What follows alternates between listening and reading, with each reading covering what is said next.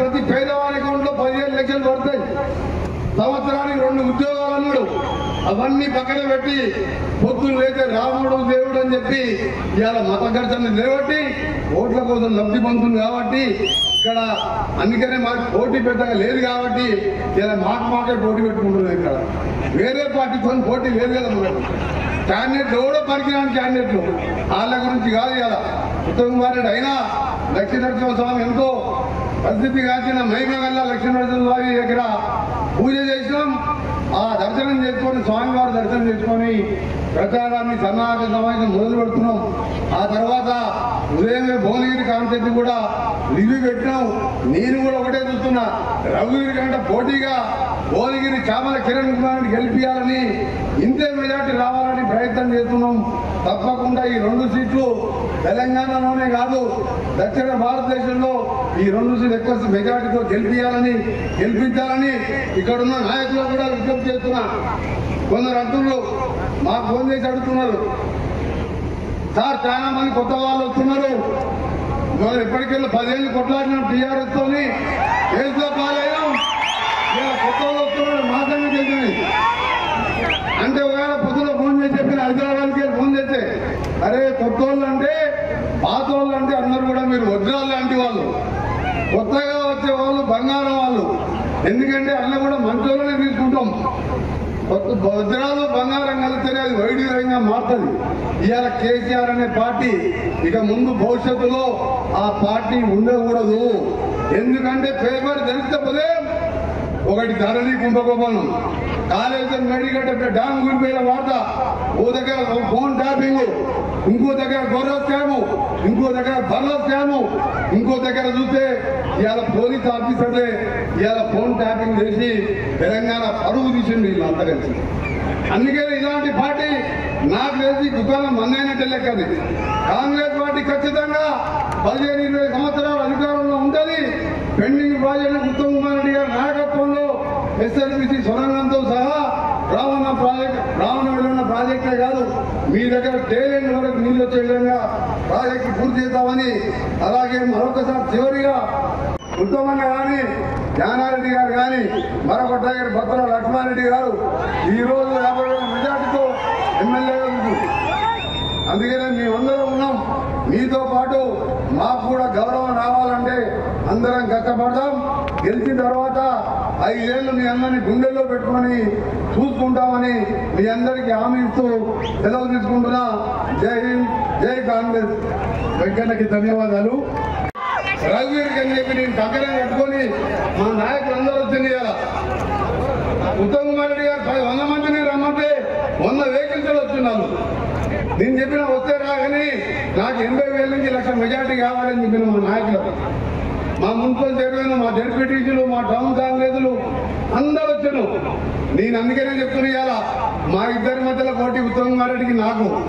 ఆ తర్వాత బాధ్యత జానారెడ్డి గారి కాన్స్టిట్యూన్సీలో ఉన్న సాగర్ కాన్స్టిట్యూన్సీలో ఉన్న ప్రజలకు ఇక్కడున్న నాయకులకు చెప్తున్నా, వేదిక మీద ఉన్న నాయకులకు చెప్తున్నా, యువ శాసనసభ్యులు ఉన్నాడు మళ్ళీ ఇంకా మీకు తోడుగా మీకు ఎంపీకి వస్తున్నాడు. కాబట్టి మీది హైయెస్ట్ మెజార్టీ ఉండాలి, 1,00,000 మెజార్టీ దాటాలి సాగర్ కాన్స్టిట్యూన్సీలో.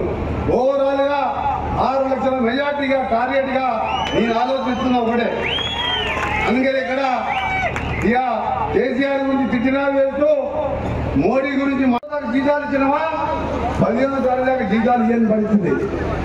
ఆ విధంగా 7 లక్షల కోట్లు అప్పు చేసి కమిషన్ల కోసం ఈరోజు రాష్ట్రాన్ని నాశనం చేసి అప్పుల పాలు చేస్తాం.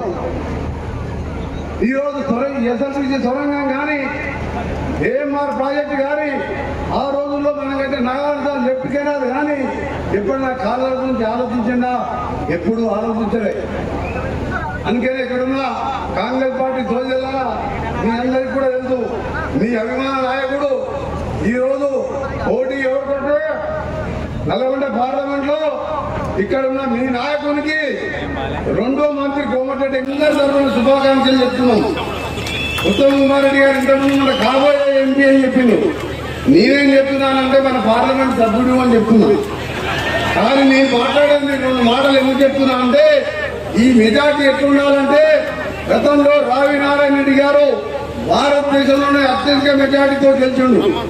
ఆ మెజారిటీ కంటే ఎక్కువ ఉంచి నల్గొండ జిల్లాని దేశ చరిత్రలోనే నల్గొండ జిల్లా అంటే కాంగ్రెస్ కంచుకోట నిరూపించే విధంగా పని చేయాలని మీ అందరూ కూడా రెండు చేతులు చేయడానికి నమస్కరిస్తున్నాను. ఈరోజు ఇక్కడ పోటీ నామమాత్రమే. ఇద్దరు అభ్యర్థులు వాళ్ళ పేరు చెప్తే నా నోరు ఖరాబ్ అవుతుంది. వాళ్ళకి ప్రచారం చేసినట్టు అవుతుంది. మీ దగ్గర వాళ్ళు ఎమ్మెల్యే ఉండి 4 ఏళ్ళు భూమి కనబట, రాళ్ళు కనబట, చెరువులు కనబట కబ్జా చేసే నాయకుడు. ఆయన ఒక జాతీయ పార్టీ అభ్యర్థి. ఇంకో టీఆర్ఎస్ అభ్యర్థి కూడా నాకే తెలియదు ఆయన. అందుకనే మీ అందరికీ కూడా చెప్తున్నా, ఇవాళ పోటీ ఎవరికంటే పనిచేసే ప్రభుత్వం మనది. 10 సంవత్సరాలు పని ఎక్కొట్టి పాములలో పండుకున్న మధ్యలో జరిగే పోటీ ఇది. ఈ పోటీలో కేసీఆర్ బుద్ధి చెప్పాలి. ఈ రోజు పేపర్లో చూస్తే ఆయన నల్గొండ జిల్లాలో కరువు యాత్ర చేస్తా అంటున్నాడు.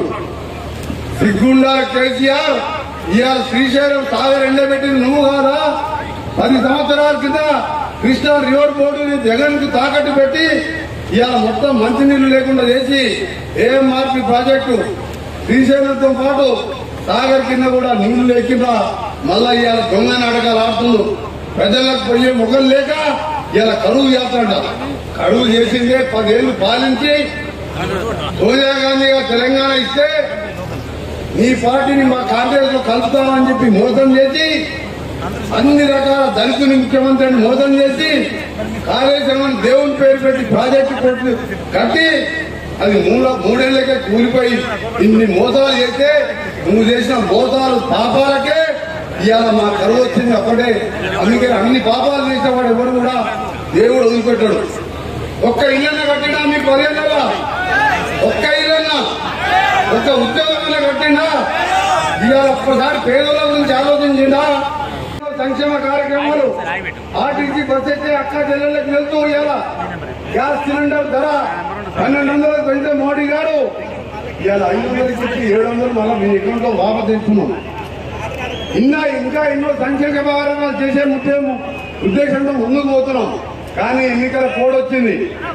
కానీ కోడ్ రాకముందే ఇన్ని కార్యక్రమాలు మొదలు పెట్టాం. కానీ అధికారం పోయినా ఆ బాధలో ఆ మైండ్ బ్లాక్ అయి బాగా మాట్లాడుతున్నా ఏం మాట్లాడుతున్నా తెలియదు.